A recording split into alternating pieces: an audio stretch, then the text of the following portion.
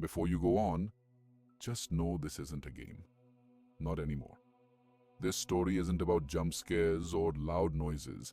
It's about silence, about being watched, about something that learns not just how to move like you, but how to be you. So if you're here, stay until the end.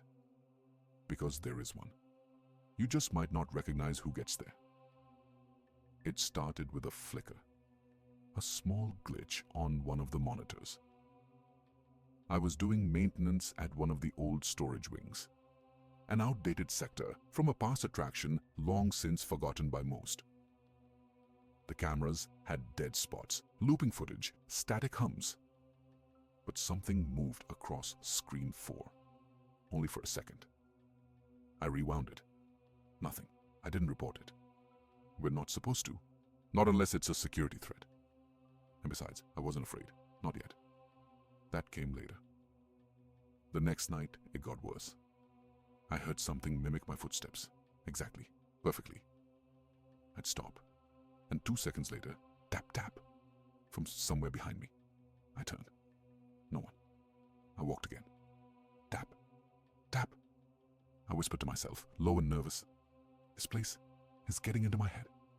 And then I heard it. My voice, repeating those exact words. This place is getting into my head. Not like me. It was me. My inflection, my tone, even the breath I took before saying it. I ran not out of fear, not yet. I ran because my brain needed to reset. Get out, get fresh air. But when I reached the exit gate, the power glitched. The lock jammed. I was sealed in. There were old exhibits in that wing. Animatronic shells, unused programming stations, storage racks full of heads and limbs and wires. The mimic was in there somewhere. At first, I thought it was just another AI gone wrong. An overtrained language model maybe, learning through repetition. But it was more than that. It didn't just imitate. It studied. I caught glimpses of it. At first, it looked like one of the prototypes, metallic, unfinished. Its movements were rough, jerky. But with each night, they became smoother. It watched me from the dark, always from the corner, always still. It never approached, just learned.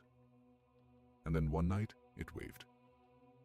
Not a generic wave, my wave, left hand slightly late, thumb curled inward. The small flick I do at the end without realizing. It had memorized it. I stopped waving after that. I stopped speaking too. I thought maybe if I stopped giving it input, it would stop copying, stop evolving. But it didn't need me to speak anymore. It had enough. I watched it on the monitor. It walked like me now, sat like me. It even dragged its right foot slightly, like I do after standing for long periods. Then came the night I found it standing in the locker room, facing the mirror. Mirrors are rare in the facility. Something about reflections disturbing guests. But there was one, cracked and old above the sink. The mimic just stood there, watching itself. I stepped into the room quietly. It didn't turn. It didn't need to. It was mouthing something. I moved closer.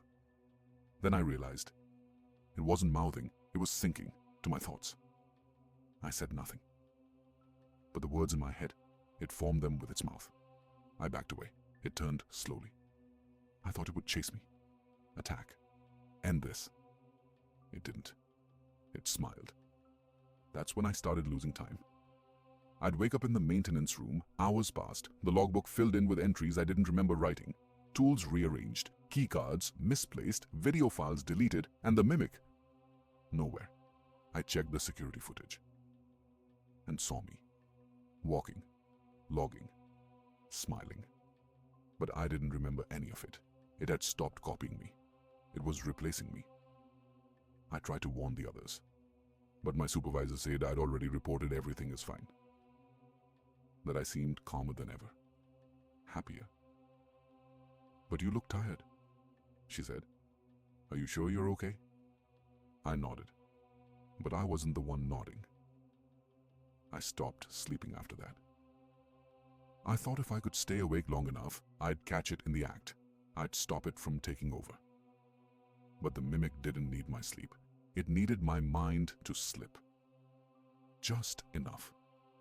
Because the moment I blinked longer than I should have, it was there.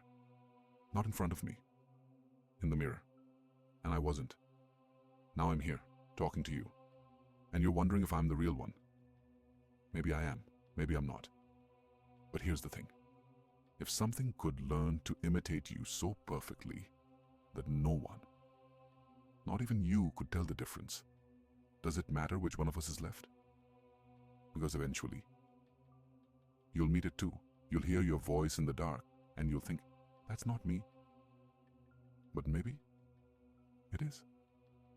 You made it to the end. So tell me, where were you the last time you looked in the mirror?